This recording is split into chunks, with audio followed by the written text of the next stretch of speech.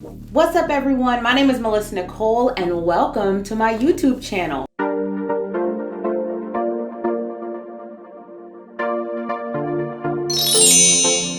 For those of you who don't know, I'm actually a licensed realtor in the state of Dallas, in the state of Texas, and I specialize in the Dallas-Fort Worth area. Now, in today's video, I'm going to be talking to you about some of the major mistakes that first-time home buyers make. Now, I love working with first-time home buyers. It's such an exciting time for them. They're getting ready to start this new chapter in life, but it can be kind of scary. I'm here to kind of help you avoid some common mistakes that first-time home buyers make. Now, the first mistake a lot of first-time home buyers make is they don't get a pre-approval. Now, you may be asking, Melissa, what's a pre-approval? A pre-approval is a letter that comes from your lender, and it basically lets you know how much your lender is willing to let you borrow in order to purchase your home. Now, think about your pre-approval as kind of like your wallet or your purse. If you're going to the mall, it's nice to window shop, but it's even nicer to have some money in your pocket when you're looking. I mean, there's no sense in searching online for a home if you don't even know how much you can afford. You may be looking at a price range that's too high, or conversely, you could be looking at a price range that's too low and you could potentially have a bigger house. So it's really good to have that pre-approval letter. That way you could have a more productive search when you're looking for your first home. Now, the second mistake I see a lot of first-time home buyers make is they don't work with the right agent. Of course, the first thing a lot of first-time home buyers do is they start looking on websites like Trulia, Zillow, Realtor.com, all these really great websites that have a ton of inventory and let you know exactly what's out on the market. Now, the issue with this is when you click that contact the agent, a lot of times you're either getting the seller's agent, which is the person listing the home, or you're getting an agent that paid to be there. Now, I would never knock another agent for their marketing tactics. I mean, we all gotta eat out here. The issue is, as a first-time buyer, when you're clicking on that contact an agent, you really don't know who you're gonna get. It's kind of like playing Russian roulette, right? Not only do you wanna find an agent that you trust, but you wanna make sure it's one that is knowledgeable and has experience in the area that you may be searching. Everyone has a different level of expertise, and honestly, you wanna make sure you find one that's the right fit for you. So feel free to ask around, talk to coworkers, talk to your neighbors, talk to people at your church. Chances are the people that you know in your life have at least one or two agents that they can recommend that'll work really well with you, be able to explain the process in a very clear and concise way, and help you get to the point of purchasing your first home. The third mistake a lot of first-time home buyers make is they focus on the home and not necessarily the neighborhood that houses that home.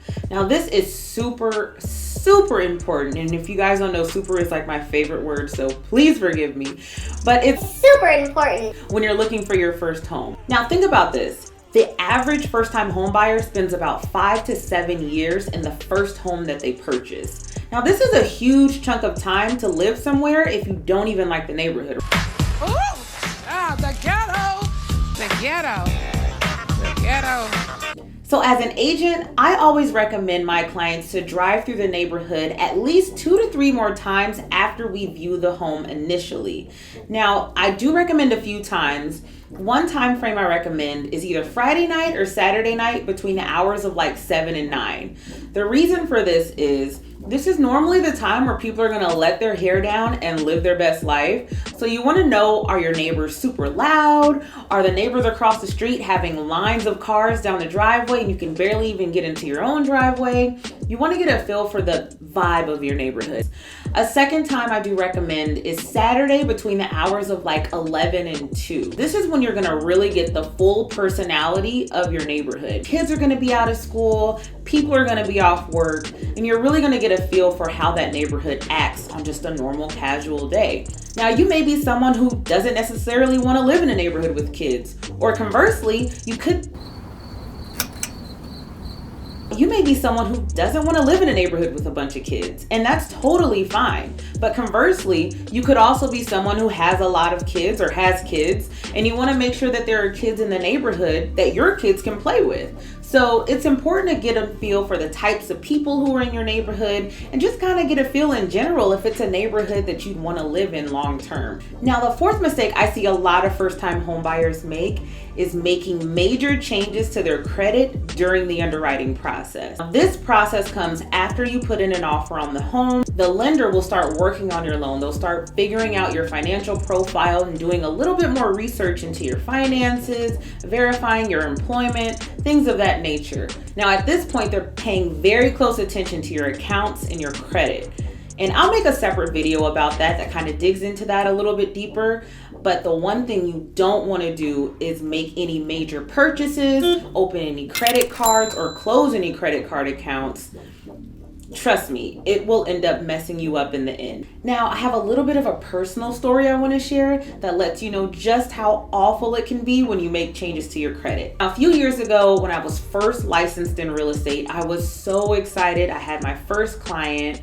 We went out looking for houses. She found her dream house, you guys.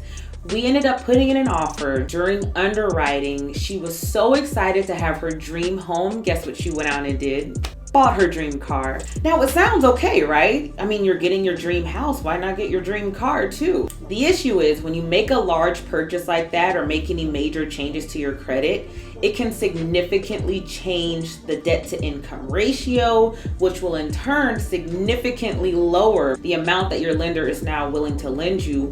Or you may even get to the point where they're not even willing to approve you at all. So unfortunately, in her case, she ended up having to put her search on hold because she no longer qualified for the house she really wanted. That's just kind of a word to the wise. I know it's super tempting to want to go out and buy all these great appliances, open up credit cards here or there, and just completely get everything to stuff inside of your new home. But trust me, wait until you get to the closing table. It will do you so much better in the end. Now, the fifth and final mistake that I see a lot of first-time homebuyers make is not saving enough money for your down payment and also for closing costs. Now, these are two very separate things. I'll make a separate video that kind of breaks down everything that's involved in the closing costs so you can get a much better idea of each amount. But just so you know, it involves things like your lender fee for originating the loan, property taxes, homeowners insurance. There's a lot of different There's a lot of different prepaids that are involved in it. And prepaids are things that you pay up front that your lender may put in escrow in order to pay later. I'll break that down in another video. But you definitely want to make sure that you have enough when you get to the closing table. A general rule of thumb is to allow for about 2 to 5% of the sales price.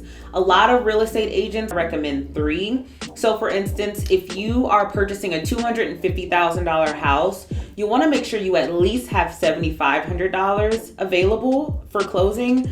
Now, I always recommend that people save just a little bit more than that because I'd always rather you err on the side of having more saved than not having enough saved. Now, remember, this $7,500 I just talked about on a $250,000 home does not include your down payment. Depending on the type of loan that you have, Depending on the type of loan that you have, generally most first-time home buyers will go after FHA loans. FHA loans have a down payment requirement of 3.5%. Now that can vary based on your lender and based on your credit situation, but generally it's 3.5%. So you want to make sure you have that 3.5% in addition to the closing costs we just talked about. Now don't worry, you won't be in the dark about how much money you need. Once you submit your offer and it gets accepted by the seller side, your agent is then going to forward the executed contract, meaning both parties have signed, both seller and buyer. Your agent's going to forward that executed contract onto your lender so they can start the underwriting process. Your lender is then going to give you an estimate of about how much you'll need to close. Now, I know these numbers sound really, really high, and this is kind of the intimidating thing about buying a home for a lot of people, but the great thing is you definitely have people working on your side to get those costs as low as possible. You've got your agent who's over trying to negotiate closing costs from the seller, and additionally, you have a lender who's trying to see what programs you qualify for, what the best loan situation is for you, what the best interest rate is. So we try to make it as convenient as possible, as cheap as possible, but just understand that you will have to come to the closing table with money saved up. Whew. Now, I know that was a lot. I tend to talk kind of fast when I get nervous, and this is kind of my first time doing this video thing. So if there's something that you missed or you weren't quite clear on, just leave a comment below. I'd be happy to respond. I'll also leave my contact information down in the description box so that you can contact me and ask me any questions.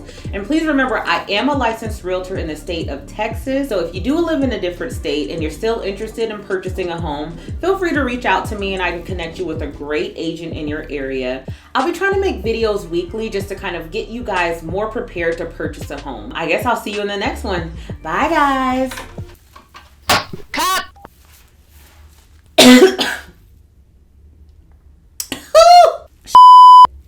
The Rona. Oh my God, I need water. Ooh, that was a rough one.